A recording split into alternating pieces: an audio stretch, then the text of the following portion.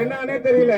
அப்ப நினைச்ச உடனே யமதர்மனுடைய மனைவி சேமலா தேவி அந்த அம்மா மேல எங்க அம்மா மருளாடி எப்படி வந்தாங்க?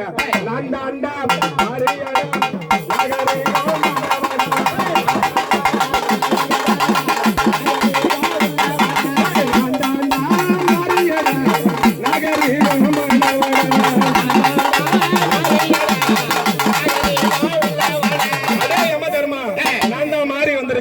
இனி முதற்கொண்டு உனக்கு நான் முத்தை இறக்கணும்னா உங்கள கையில இருக்கக்கூடிய பாச கயிறை என்கிட்ட கொடு. அது மட்டும் இல்ல, எனக்கு இந்த பூலோகத்துல கோயில் கட்டணும், கும்பாபிஷேகம் செய்யணும், பனைமரம் உயரம் கடா வெட்டணும், மலை உயரத்துக்கு கும்பம் போடணும். மலை உயரத்துக்கு கும்பம்? ஆமா. குன்று போல ஒரு கோழிக்கட்டை, ஒரே ஒரு கோழிக்கட்டை குன்று அளவுக்கு இருக்கணும். அந்த ஐயா இது நம்மளால சக்தி ஏத்த மாதிரி செய்யறோம். இதுவே அதிகமா தான் இருக்குது, இதை விட கம்மியாவும் இருக்குது.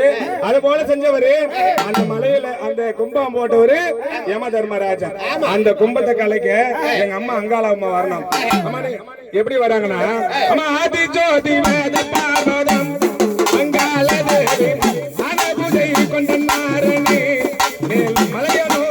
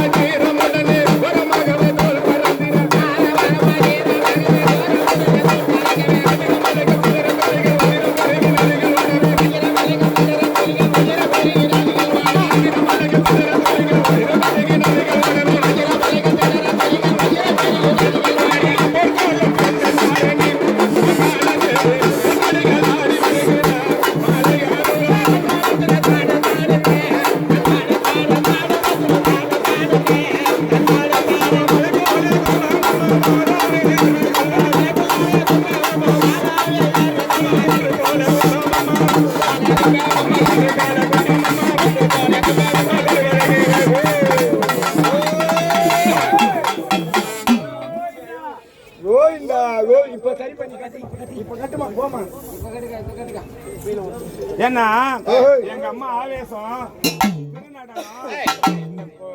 கும்பம் கலைக்கிறதுக்காக ஆவேசமா வராங்க.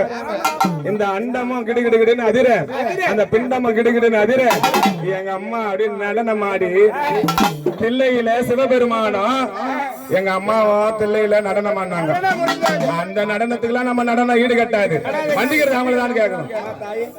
திருமுடியில சுடலக்காளி வந்த போது சந்தோஷம் தாயே. அடியார்கள் போடக்கூடிய பூஜை எல்லாம் ஏறுவதானே? சரி தாயே, மயான கொள்ளை போயிட்டு வந்திருக்கீங்க, சந்தோஷமா எந்த ஒரு குறை இல்லாத மக்களை அழைச்சிட்டு வந்து சேர்த்தீங்க, சந்தோஷம் தாயே. இப்போ எனக்காக எங்களால் முடிஞ்ச சிறிய அளவு கும்பம்னு சொல்கிறோம். ஆனால் அது நீங்கள் நினச்சிங்கன்னா அது கும்பமாக மலை போல கும்பம் கூட எடுத்துக்கலாம். கும்பம் எடுத்துக்கிறீங்க. சரி சரி, தூங்கலை ஆசிக்கிறோம். எல்லாம் ஆசிங்க.